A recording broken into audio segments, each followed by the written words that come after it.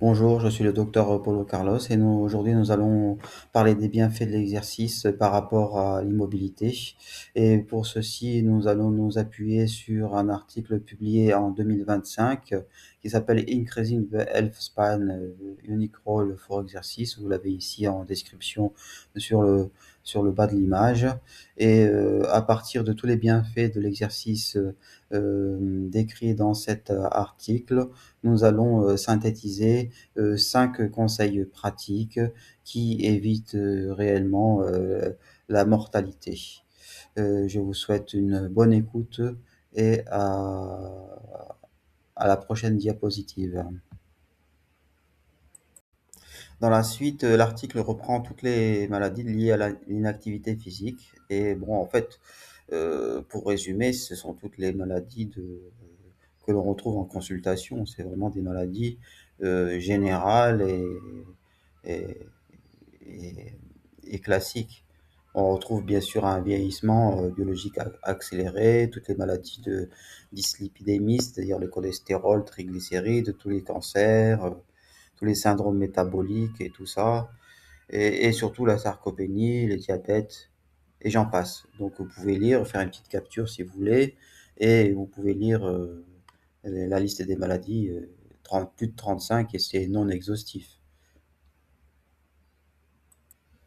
Toujours selon l'article suivant que nous citons, dans les deux diapositives que nous allons voir l'efficacité de l'exercice dans la prédiction de la longévité et de la durée de santé.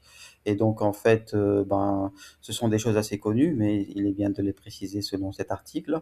La condition respiratoire est augmentée. Donc la VO2 max, c'est-à-dire la capacité respiratoire, euh, diminue la mortalité. Et aussi le MET. Le MET, c'est quoi? C'est l'équivalent métabolique. C'est l'intensité d'une activité physique métabolique. C'est-à-dire, par exemple, la définition simple, c'est que, par exemple, un MET, c'est la personne qui est au repos. Une marche lente, c'est 3 mètres. Et donc, le MET, c'est la dépense énergétique au repos.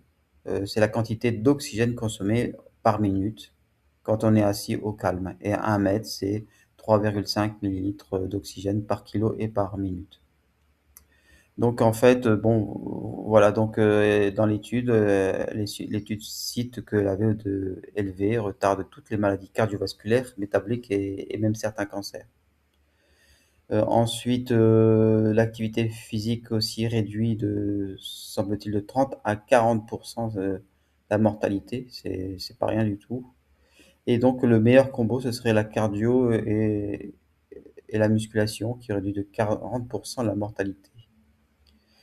Alors, il y a une chose aussi importante, c'est quand on fait de l'exercice physique, ça retarde l'handicap de 14 à 16 ans. C'est beaucoup, c'est beaucoup. Et l'idéal, ce serait de faire de l'activité physique entre 7 à 12 heures par semaine. Donc on doit rester actif au moins 7 ou 12 heures par semaine.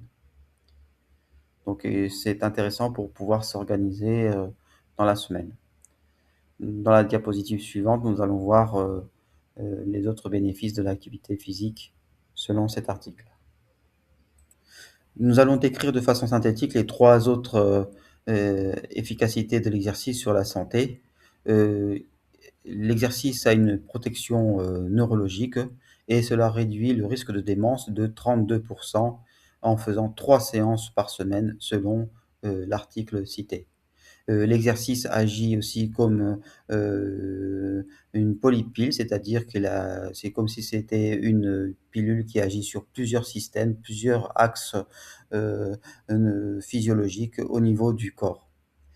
L'autre chose intéressante, c'est que même si la personne ne perd pas de poids durant l'exercice, eh bien, elle en retirera quand même des bénéfices. Bien évidemment, l'exercice prévient le yo-yo pondéral, puisque finalement, si la personne est régulière, elle va consommer des calories, et donc le yo-yo pondéral sera moins important, c'est-à-dire les montées et baisses de poids. L'autre aspect, c'est l'aspect métabolique, c'est-à-dire baisse de la tension, baisse des lipides, baisse du glucose et de l'hémoglobine glyquée A1. et baisse de la graisse viscérale dans son ensemble. Et au total, le renforcement musculaire réduit aussi la mortalité selon cet article. Voilà. Dans la diapositive suivante, nous allons parler des conseils pratiques que l'on peut extraire de l'article cité qui s'appelle Increasing the Health Span, Unique Role for Exercice. Donc, nous allons extraire 5 conseils issus de cet article. Le premier conseil, c'est donc faire de l'exercice au moins 3 fois par semaine. On a dit que ça réduisait la démence de 32%. Donc, ça peut être de la marche rapide, du jogging, du vélo, de la natation. Bref, 3 fois par semaine, c'est la première chose. Passons à la suivante, à la diapositive suivante. Le deuxième conseil issu directement de l'article, c'est vraiment viser 450 à 750 minutes d'activité par semaine. Donc en gros, c'est entre 7 à 12 heures par semaine que l'on peut répartir entre 60 à 90 minutes par jour d'activité modérée. Donc c'est intéressant pour pouvoir s'organiser sur une semaine et avoir un objectif de volume horaire. C'était donc le conseil numéro 2.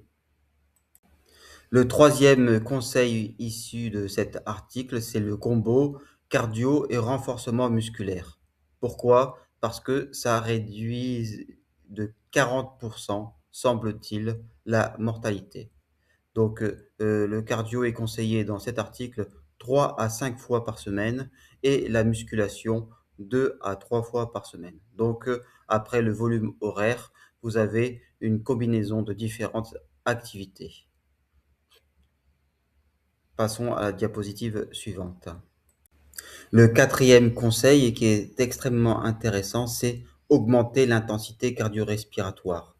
Alors, qu'est-ce que ça veut dire exactement augmenter l'intensité cardio-respiratoire? De façon simple, c'est l'essoufflement. Augmenter quelque part l'essoufflement. Mais en pourcentage, dans l'article, on dit entre 5 et 10% augmenter l'intensité toutes les 2 semaines. C'est autrement dit ce qu'on appelle les MET. 1 MET d'augmenter diminuerait la mortalité de 14%. Donc c'est surtout la notion d'intensité. Cette notion d'intensité est quelque part relative selon notre ressenti. Et là, ils essayent de la mesurer entre 5 et 10%.